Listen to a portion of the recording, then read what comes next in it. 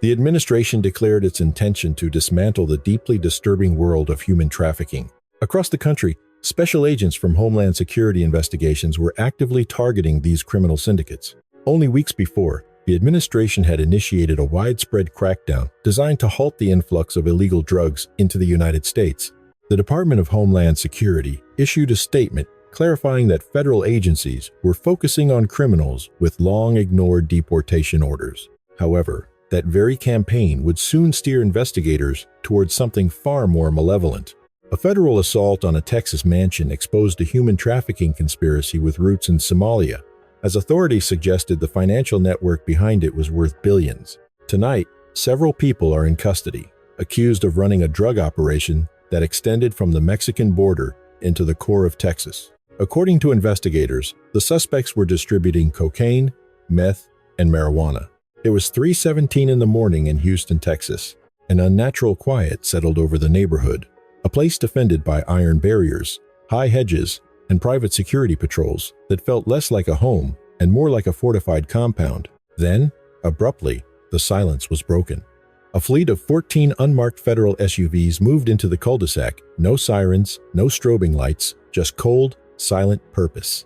Seconds afterward, 2 armored vehicles secured the primary entrance to the property. A low-flying surveillance helicopter made a single pass above the rooftops before holding its position. This was not a routine matter. This was a federal takedown.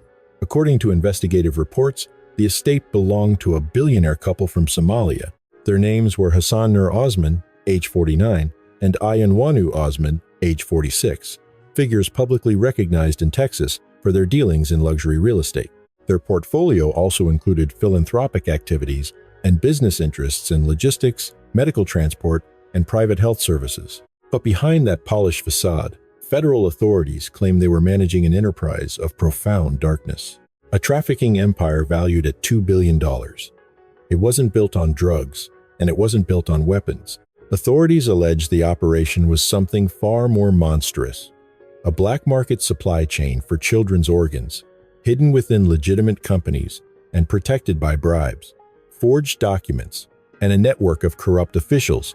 The FBI had joined forces with other agencies in an effort to make it nearly impossible for these traffickers to conduct their illicit business. At 3:26 in the morning, the order to breach was given. More than 62 agents from the FBI, ICE, and Homeland Security investigations advanced in coordinated movements. The main gate was compromised within seconds. Tactical teams methodically cleared the property room by room with chilling, practiced precision. There was no shouting and no chaos, only an atmosphere of complete control.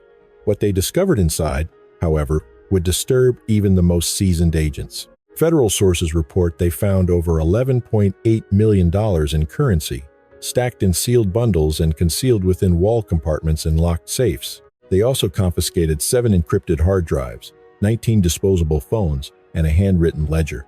This ledger would become known to agents as the Black Book, and it held the one detail that changed the entire scope of the investigation. It contained 20 names of officials, not as rumors or speculation, but as concrete entries. These individuals were allegedly connected to permits, inspections, paperwork approvals, and protection payments. Investigators alleged that the total value of bribes recorded in the ledger so far exceeded $38.6 million. One entry, made only 17 days prior, reportedly detailed a single transaction of $1.2 million, annotated with just 2 words: erase records. By sunrise, federal teams had established a hard perimeter around the entire block. Neighbors watched from behind their curtains as evidence crews carried out box after box, filled with documents, devices, and financial files. It was then that a senior federal official spoke the words that defined the scene. This was not merely organized crime, he stated. This was a betrayal of the system itself, because the operation did not just expose a single mansion. It exposed the genesis of what authorities now call the most horrific trafficking investigation Texas has seen in years. The United States Department of Justice made the official announcement. They had neutralized 2 interconnected drug rings following a wiretap investigation that resulted in the indictment of over a dozen people. As dawn broke, the Houston mansion was sealed off, a crime scene pulled from a nightmare. But the information uncovered on those encrypted drives did not depict an isolated operation. It described an entire system. Investigators now assert that the Somali billionaire couple did not create their fortune through luck or business skill. It was constructed with deliberate, cold structure. The operation was so meticulously arranged that it resembled a corporate blueprint. And at the center of that blueprint was a single, terrifying concept. The children were not regarded as human beings. They were regarded as inventory. Federal sources claim the network had the capacity to move victims across the state of Texas in under 6 hours, utilizing routes disguised as routine medical transfers. The documents appeared legitimate. The vehicles looked standard. The personnel wore uniforms, and therein lay the trap, because the entire operation was designed to fade into the fabric of normal life. Authorities now believe this trafficking empire was propped up by no fewer than 5 cooperating companies, all operating with legal business licenses. One of those companies was Lone Star Medical Transport, LLC. On the surface, it was a network of legitimate-sounding entities, an emergency pediatric transport provider, and Gulf Care Pediatric Outreach, which presented itself as a nonprofit for at-risk youth. There was Blue River Surgical Supplies Incorporated, a listed purveyor of medical tools and disposable equipment, and Silver Path Recovery Clinic, a rehabilitation center with heavily restricted areas alongside Red Mesa Logistics Group, a regional contractor for temperature-sensitive cargo. The paperwork painted a picture of civic duty and public service. The reality, as investigators would uncover, was that of a human pipeline. According to internal Department of Homeland Security summaries, agents had flagged no fewer than 64 high-risk cases over an 18-month period, all connected by an unnerving operational signature. The same routes, the same paperwork, the same windows of time. In more than 40 of those cases, the medical justifications provided were identical, copied word for word as if produced by a single, cold template. Beneath the logistical facade lay the financial architecture. Federal analysts now believe that nearly $2 billion circulated through a labyrinth of shell contracts, fraudulent invoices, and overseas transfers, all methodically broken into thousands of smaller payments to fly below regulatory radar. One encrypted spreadsheet is said to have contained 3,200 transactions, each one identified not by a name, but by a cold, detached code. They weren't patients, they weren't children, they were assets. The scale of the finances was sickening. A single ledger entry allegedly detailed 1 month of operations, generating $27.4 million in revenue, while a separate file meticulously listed the operational expenses. These costs included payments to drivers, document forgers, and facility overseers. But the most chilling discovery wasn't the money. It was the machine-like efficiency. Agents described the network as an assembly line: recruitment, transport, processing, and then silence. Investigators theorized that victims were sourced through sophisticated manipulation, concealed behind the benevolent fronts of foster placements, sponsorship programs, and youth support initiatives. Once a person was absorbed into the system, federal authorities say they were methodically erased, vanishing into layers of bureaucracy expressly designed to make them disappear. This was the realization that elevated the case from horrifying to historic. This operation was not merely trafficking. It was a corporate-level enterprise, shielded by professional contractors, falsified records, and the authority of official government stamps. Behind it all, a single question began to form. Who within the Texas government was facilitating this?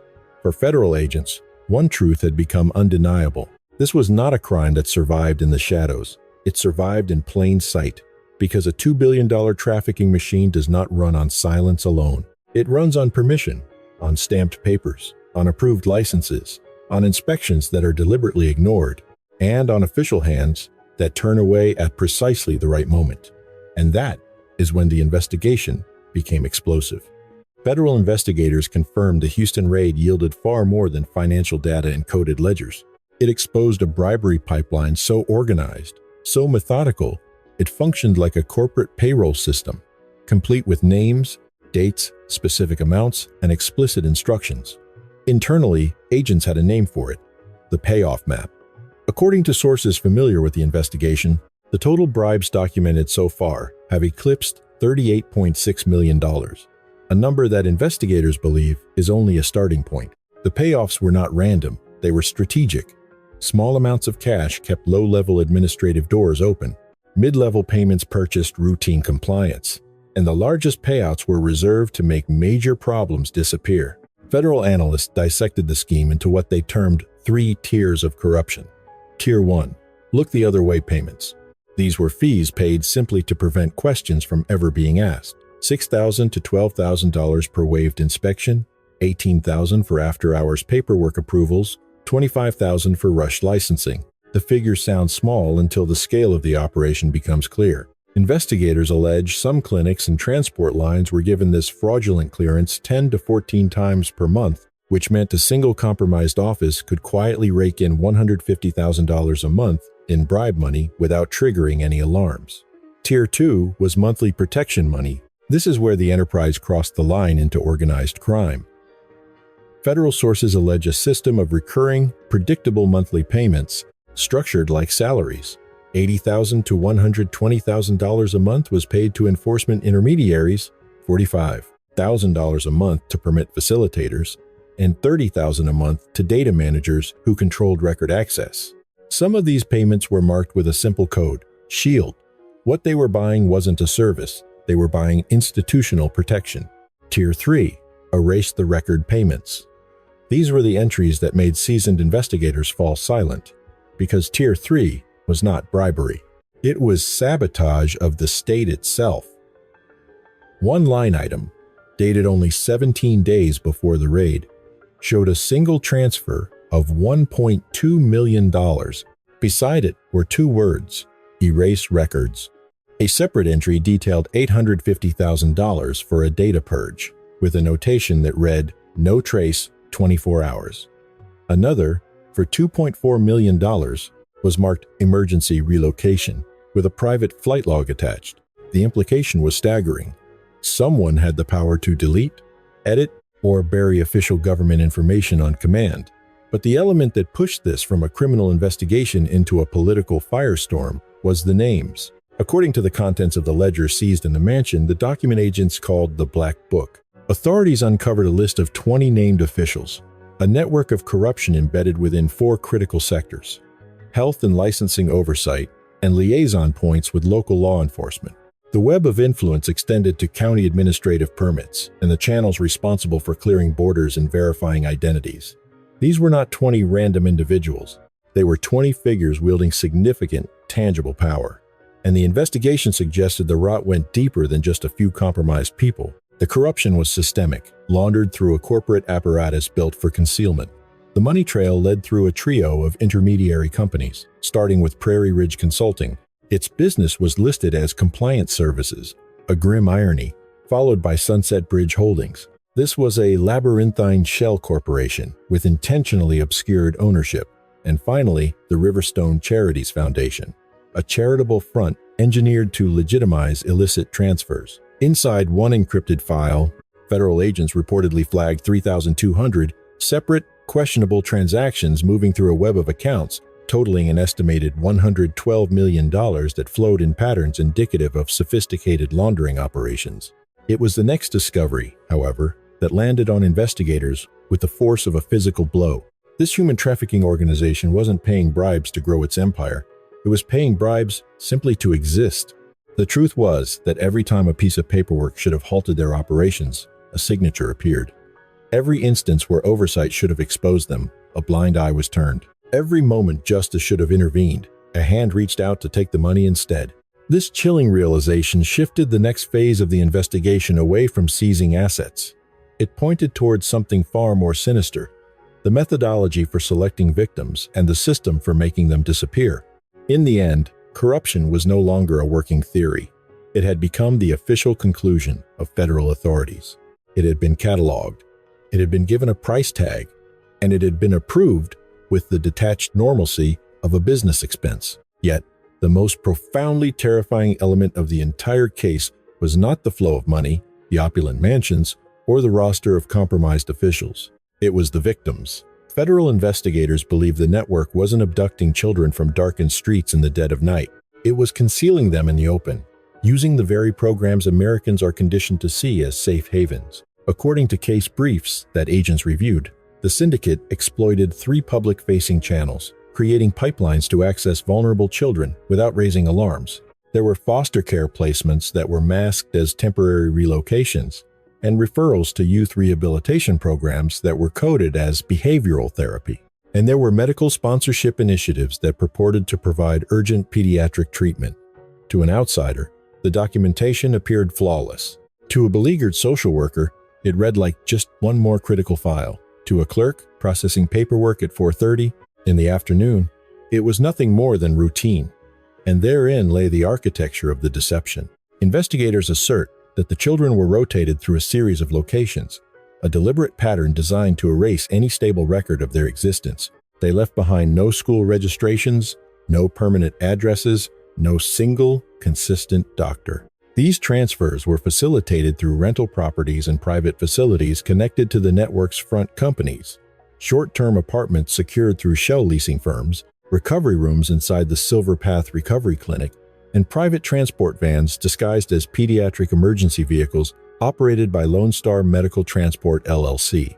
Then came the piece of evidence that made agents reclassify the case from a fraud investigation to a humanitarian crisis. Federal sources indicate that analysis of surveillance footage and GPS logs revealed 17 minors who appeared repeatedly in the network's movement records, but who had simultaneously vanished from all official government databases. They weren't missing in the conventional sense. They were missing on paper. Within a single 9-day period, investigators discovered 9 distinct files that had been altered, re-uploaded, and time-stamped after midnight, each time using the exact same set of access credentials. And buried within the recovered digital communications, investigators reportedly found a recurring phrase, one that read less like a note and more like a directive: keep them off the registry. Even more disturbing, agents identified at least 52 suspicious medical transports moving between Houston, Austin, and San Antonio, all of which traced the identical route within a 30-minute window of precision, as if orchestrated by a logistics algorithm. The public was now beginning to see why this case had escalated to an emergency federal response. The consensus among investigators was that this syndicate wasn't choosing victims at random. It was targeting a specific profile of vulnerability: children who lacked stable legal guardians, children whose official records could be manipulated and rerouted, children whose disappearance might go unreported for days or even weeks. One senior investigator is said to have captured the horror of it in a single, brutal assessment. They weren't being treated as children, they were being treated as cargo. After weeks of intense tracking, undercover operations, and forensic accounting, federal agents arrived at their final conclusion. The sprawling Houston mansion was not the core of the operation at all. It was merely the administrative office. The takedown was imminent, and it was poised to be on a scale Texas had never before witnessed. At 5:04 a.m., the final act began, not in a single location, but across the state. Federal sources reported that 18 simultaneous enforcement actions were executed by coordinated teams, striking in a sweeping arc from Houston to Austin and then westward toward San Antonio. Within moments, a cascade of automated alerts fired at multiple financial institutions. Accounts were instantly frozen, wire transfers were blocked, the flow of money seized, and at that exact moment, the empire started to crumble. Investigators alleged the trafficking network commanded a financial apparatus valued at over $2 billion. As the first light of day cut through the darkness, federal authorities had already secured a breathtaking $412 million in cash, cryptocurrency, and other liquid assets. Forensic teams were simultaneously itemizing a vast portfolio of 29 valuable properties, a collection of lavish residences, and commercial real estate. Appended to the list were 18 exotic vehicles and 3 private aircraft, all traced back to the Shell Corporation's ownership. Yet, seizing the wealth was only the first step. The government's next move was a surgical strike against the corporate infrastructure that allowed the entire operation to exist. Warrants were executed, and operations suspended at Lonier Medical Transport, LLC, Gulf Care Pediatric Outreach, and Blue River Surgical Supplies, Incorporated. The sweep continued, shuttering Silver Path Recovery Clinic, Red Mesa Logistics Group, Prairie Ridge Consulting, Sunset Bridge Holdings, and even the Riverstone Charities Foundation. But then, a piece of information emerged that shifted the atmosphere from criminal panic to political terror. Federal prosecutors unsealed an indictment that named 20 public officials, individuals who allegedly accepted illicit payments, rubber-stamped fraudulent documents, and facilitated the manipulation of official records. And as the Texas sun climbed higher, investigators offered a single, chilling statement that erased all hope of a simple resolution. This was not the end. This was just the beginning. The most profound question, after all, had not yet been answered. How many victims were still unaccounted for? And who else, in the deep corridors of power, had helped bury the truth? The case became a stark reminder that, for such deep-seated corruption to be unearthed and destroyed, the support of a vigilant public was paramount. It stood as proof that silence is the shield of the corrupt, and that relentless public attention is the only weapon capable of bringing it to an end. The chilling unraveling of this billion-dollar shadow empire serves as a haunting reminder that the most profound horrors often hide behind the most polished facades. This case isn't just a story of crime. It is a desperate wake-up call to our collective conscience. It teaches us that corruption is a parasite that feeds on the vulnerability of the innocent and the indifference of the powerful. When we see children, the most sacred members of our society, treated not as human beings with dreams, but as inventory to be moved like cargo, we must realize that a system is only as strong as the integrity of those who manage it. Every blind eye turned and every stamped paper bought with blood money represents a betrayal of the human contract. The lesson is clear. Justice cannot survive in a vacuum of silence. We must remain vigilant, questioning the transparency of the institutions we trust. Let this be a testament that while darkness may build empires of gold, it cannot withstand the relentless, piercing light of truth and public scrutiny. We owe it to the vanished to never look away, to demand accountability, and to ensure that no child ever becomes a ghost on paper again.